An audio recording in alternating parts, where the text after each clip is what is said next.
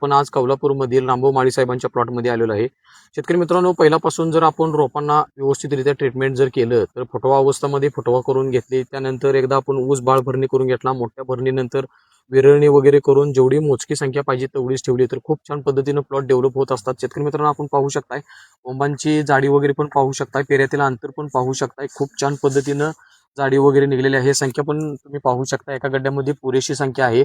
व शेतकरी मित्रांनो, आपण पाहू शकताय पानाची साईज वगैरे पण किती खूप छान पद्धतीनं डेव्हलप होत आहे, तुम्ही पाहू शकताय। आमच्या शेतकरी मित्रांना जरा पानाची साईज वगैरे दाखवा।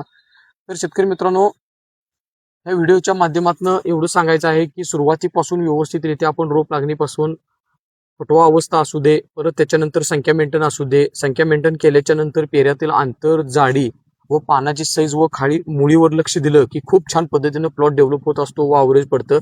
तर हा प्लॉट कौलापूरमधील रामभाऊ माळी साहेबांचा आहे, खूप छान पद्धतीनं डेव्हलप केलेला आहे, समाधानी शेतकरी आहेत। तर मी आपला ऊस मार्गदर्शक श्री सुनील जरकर, थँक्यू, धन्यवाद शेतकरी मित्रांनो।